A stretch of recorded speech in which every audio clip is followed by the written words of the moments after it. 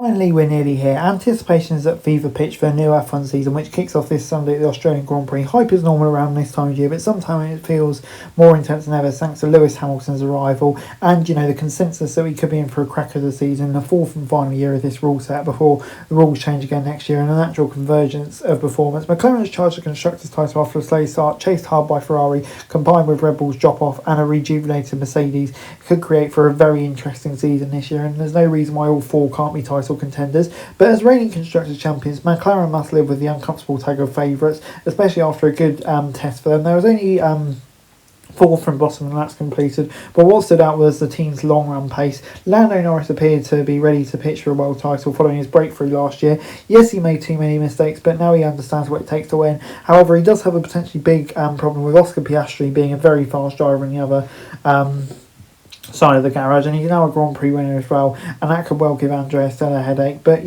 if they can focus on the team, then there's no reason why McLaren can't win back-to-back titles. But Lewis Hamilton and the prancing horse is the main story. Has he left it too late to switch to red? It's the biggest hanging question, but Italy expects, and by all accounts, the Tifosi has already taken him to their hearts. The viral clip of one fan cutting down a tree at Fiorano to get a better view of the SF25 sums up the mania. Pre-season testing appeared decent. Hamilton ended up with the second quickest time over the test. We won't read in too much into that, but he did say he's enjoying his new car, something he didn't say with Mercedes. There's absolutely no reason to believe that Hamilton won't challenge if he's a competitor. Whether he can settle in or not will be the question.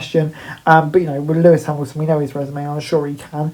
A big question that hovers over the current world champion as well, Max Verstappen, still comfortably made it 4 on the trot despite Red Bull's decline, but that was thanks to a brilliant start to the season. Key figures are gone. Newey's gone to Aston Martin, Wheatley's gone to Sauber Audi, I got there in the end. Christian Horner must steady his ship in the final season with Honda, but all focus surely will be turning towards that Ford partnership. Verstappen's officially contracted to Red Bull to 2028, but if it doesn't go well, could he be finding his exit door as well?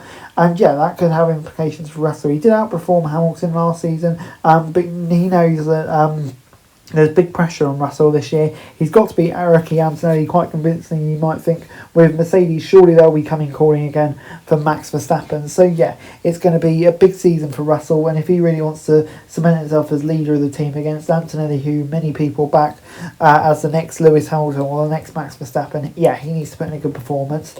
The Green Team Aston Martin have already faced a setback with Ferrari delaying the arrival of their technical director Enrico Cardile until July, and they had a poor test as well. Neil Elo, the legendary designer, has arrived already. While we'll be focusing on 2026, he'll surely have some influence on this year's car and all the struggles with it, with his supreme ground effect knowledge, and that'll be big news for the team as they look to kind of revitalise it. The Spaniard though, Fernando Alonso, turning 44 in July.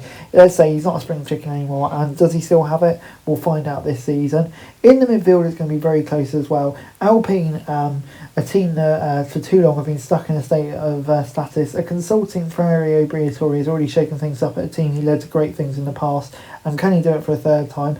We'll find out. Sainz has also moved to Williams, and James Vowles seems to be reviving that team, and Haas have looked strong under Ao Komatsu, and a decent drive line up there. Sauber are chaining into Audi. Racing Bulls have been a solid midfield performer, but it does look like those teams could be lagging behind. And beyond the racetracks, there's a rising tide of discontentment with Mohammed bin Sulayem as FIA president, who was recently criticised by Motorsport UK chairman David Richards to an amount of vote of no confidence. And with an election coming up this year, tensions between F1 and the FIA, it could be a very weird year politically off the track as well, to keep us all intrigued off the track between the races. Anyway guys, that's it for this video. Thanks very much for watching. Remember to like, share and subscribe. Follow us on our socials, link in the description below for daily F1 news, meme and content. Subscribe to our other channels on screen right now, that'd be greatly appreciated. Thanks very much for watching. Peace out.